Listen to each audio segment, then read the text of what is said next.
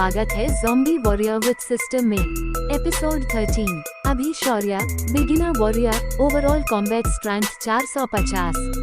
Ravi Raj, beginner warrior, overall combat strength 389।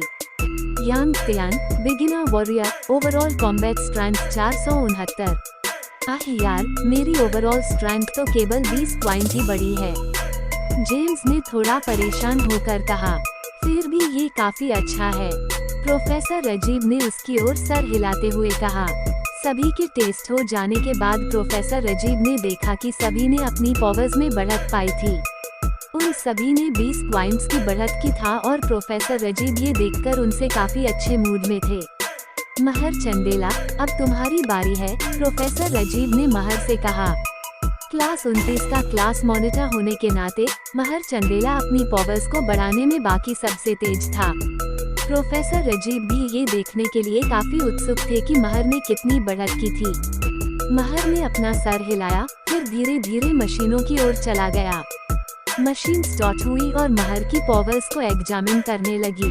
Class 29 के सभी लोग भीड़ लगाकर ये देखने के लिए एक्साइटेड थे कि उनके क्लास मॉनिटर महर ने कितनी बढ़त की थी। बहुत जल्द डिस्प्ले पर कुछ नंबर दिखाई देने लगे। Mahar Chandela, middle warrior, overall combat strength 675। Middle warrior, Mahar पहले से ही एक मिडिल वॉरियर बन गया है। सभी स्टूडेंट्स की आंखें फटी की फटी रह जाती है। आमतौर पर 300 से 600 की ओवरऑल स्ट्रेंथ वाले लोग बिगिनर वॉरियर्स थे, 600 से 800 वाले मिडिल वॉरियर्स थे और 800 से 1500 रैंक 1 के योद्धा थे। ऐसा लग रहा था जैसे महर चंदेला ऑफिशियल वॉरियर बनने के काफी करीब था। जो लोग कॉलेज में जाने से पहले ही ऑफिशियल वॉरियर की पोस्ट हासिल कर लेते हैं और जिनकी उम्र 18 साल होती है, उन्हें जीनियस कहा जाता है। प्रोफेसर राजीव ने अपना सर हिलाया, उन्हें महर से यही उम्मीद थी और वो काफी खुश लग रहे थे। महर चंदेला, चूंकि तुम एक मिडिल वॉरियर बन गए हो, इसलिए तुम कल से साधना तकनीक की प्रैक्टिस कर सकते हो, प्रोफेसर राजीव ने कहा। जी मास्टर, महर ये सुनकर काफी खुश हुआ और हाँ में अपना सिर हिलाया। साधना तकनीक के कारण ही ऑफिशियल वॉरियर्स इतने पावरफुल होते थे। ब्रह्मांड में कई बेनिफिशियल एनर्जी मौजूद थी और मानव उन्हें सोर्स कहते थे। सोर्स एनर्जी इंसानों द्वारा अब्सॉर्ब की जाती थी ताकि वो अपनी सेल्स की पावर्स को बढ़ा सके। इस साधना तकनीक से इंसान हवा में मौजूद सोर्स एनर्जी को अब्सॉर्ब करके अपनी मसल्स और हड्डियों को मजबूत कर सकता था। अगला, ऋतिक अल्हावत, प्रोफेसर राजीव ने अगला नाम देखा और कहा। इस समय जब सभी ने ऋतिक अल्हावत का नाम सुना तो सभी स्टूडेंट्स मुड़े और ऋतिक की ओर देखने लगे। एक समय पर वो सबसे निचली रैंक पर था, लेकिन अचानक से ही उसने सभी को चौंका दिया था। जब हारने वाले के पास थोड़ी सी भी ताकत होती है, तब भी वो हारा हुआ ही होता है। अभी महर के बगल में खड़ा हो गया और ऋतिक का मजाक बनाने लगा। अभी ने हो कहा। उसे सुनकर महर के चेहरे पर एक चमक आ गई। उसने भी ऐसा ही सोचा था और भले ही ऋतिक थोड़ा मजबूत हो गया हो, फिर भी वो एक बिगिनर वॉरियर था और वो बिल्कुल भी महर का मुकाबला नहीं कर सकता था। क्या अगर तुम इतने महान हो तो क्लास 1 के अजय बनरवाल का हाथ क्यों नहीं तोड़ देते, है ना? जब जेम्स ने अभी की बात सुनी तो खुद को बोलने से रोक नहीं पाया। तुम अपनी बकवास बंद करो, अभी ने गुस्से के साथ जेम्स की ओर उंगली करते हुए कहा। बस उसकी किस्मत अच्छी थी इसलिए वो जीत गया, वरना आज उसे कोई नहीं बचा पाता, अभी ने हंसते हुए आगे कहा। ऋतिक ने अपने आसपास की बातों की परवाह नहीं की और एक गहरी सांस ली, फिर मशीन के आगे जाकर खड़ा हो गया। मशीन स्टार्ट हो गई थी और ऋतिक के शरीर पर लेजर बीम्स फायर हो रही थी। बहुत जल्द मशीनों ने रिजल्ट को एग्जामिन करना शुरू कर दिया। सभी की निगाहें मशीन पर ही टिकी हुई थी। एकेडमी के सबसे कमजोर लड़के की पावर्स कितनी होंगी, सब ये जानने के लिए बेकरार थे। जल्द ही मशीन का स्मार्ट ऑब्जर्वेशन पूरा हो गया और डिस्प्ले पर कुछ नंबर दिखाई देने लगे। डंग, जैसे ही आवाज गूंजी, डिस्प्ले पर शब्दों की कुछ अंक नजर आए। Hrithik Alhawat, middle warrior, overall combat strength 676। Oh my god, James ने शुरू में अंदाजा लगाया था कि ऋतिक की ओवरऑल स्ट्रेंथ बहुत कम नहीं होगी, लेकिन उसे बिल्कुल उम्मीद नहीं थी कि ये इतनी ज्यादा होगी। इसके अलावा ऋतिक की ओवरऑल स्ट्रेंथ महर चंदेला से सिर्फ 1 अंक ज्यादा थी। इम्पॉसिबल, ये नहीं हो सकता। महर को अपनी ही आंखों पर यकीन नहीं हो रहा था। वो आंखें फाड़े बस स्क्रीन को ही देखे जा रहा था। बाकी लोग भी शॉक रह गए थे। उनके लिए ये किसी सोने से कम नहीं थी। एक कमजोर लड़का इतनी जल्दी पावरफुल कैसे बन सकता है? क्या ऐसा हो सकता है कि वो इतने समय तक अपनी ताकत छुपा रहा हो?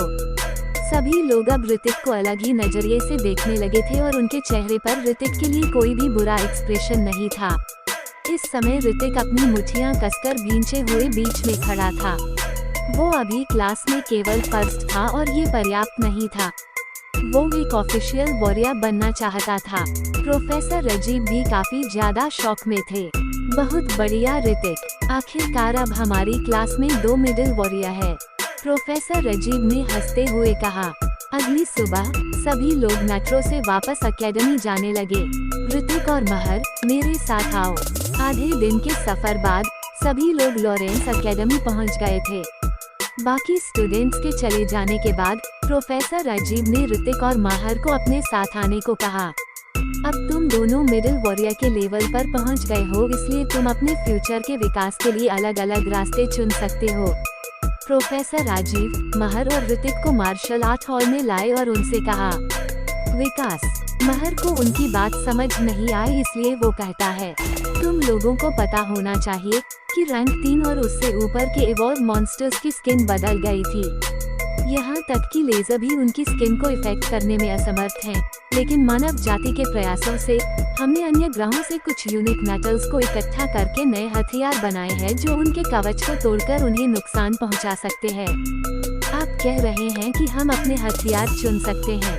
ऋतिक उनकी बात को बीच में टिकते हुए कहता है। पहले वाला ऋतिक भले ही शरीर से कमजोर था, लेकिन उसमें नॉलेज बहुत थी। हाँ, प्रोफेसर राजीव ने अपना सिर हिलाया। तुम्हें अपने हथियार चुनने होंगे और उन्हीं पर बनी तकनीकों को सीखना होगा, और यही एक रियल वॉरियर की पहचान होती है। स्वॉर्ड किसी की बॉडी को भेदने में माहिर होती है और हर दिशा में लोगों को चोट पहुंचा सकती है। ये हमले और अपने बचाव के लिए काफी कारगर साबित होती है। किसी की बॉडी को काटने के लिए खंजर का यूज किया जाता है। अगर इनकी तकनीकों को सीख लिया जाए तो ये काफी पावरफुल हो जाता है। प्रोफेसर राजीव, आप किस हथियार का यूज करते हैं? महर ने इस बारे में सोचा और प्रोफेसर राजीव से पूछा। स्टील स्टाफ, मैं स्टील स्टाफ का यूज करता हूँ।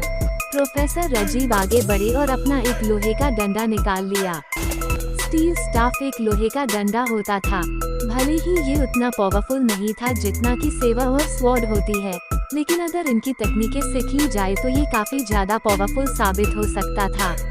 प्रोफेसर राजीव ने अपने स्टील स्टाफ को कसकर पकड़ लिया। आए बीच में आकर खड़े हो गए।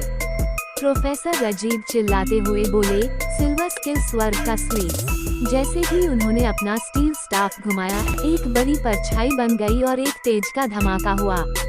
स्टील स्टाफ जमीन से टकराया और पूरी जमीन हिलने लगी मानो भूकंप आ गया हो। लाजवाब। जब ऋतिक ने ये नजारा देखा तो वो काफी सरप्राइज हो गया।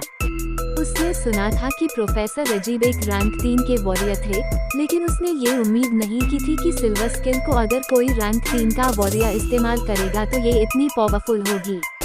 ये उन लोगों की स्किल्स से कहीं ज्यादा पावरफुल थी जो ऋतिक को एरिया A20 में मिले थे।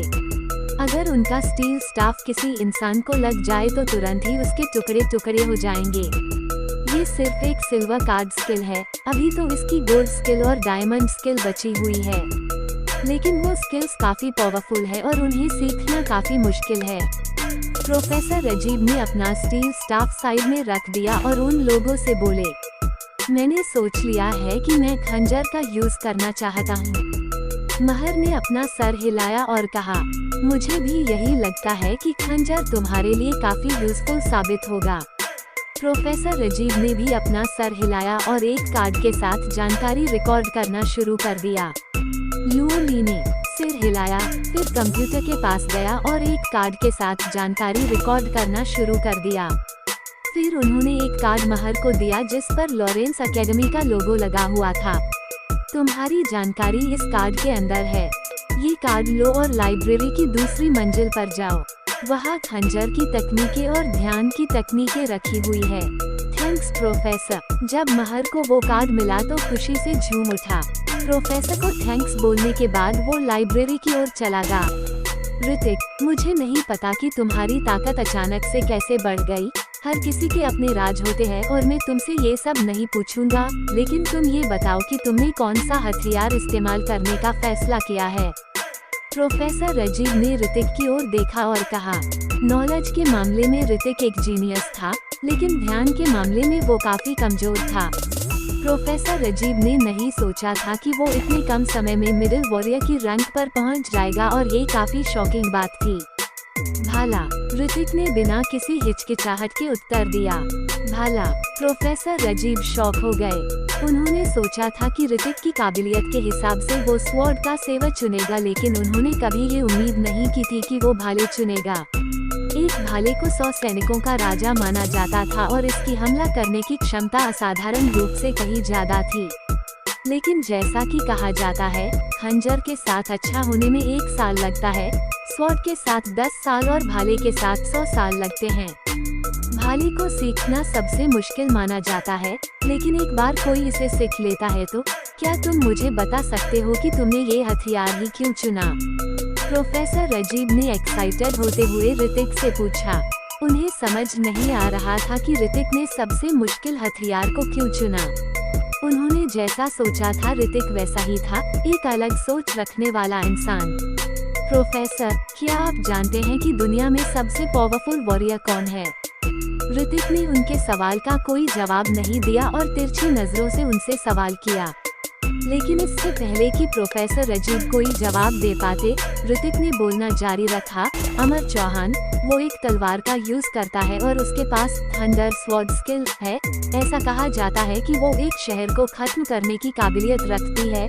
और दूसरा है विहान रॉय, वो भी एक तलवार का यूज करता है।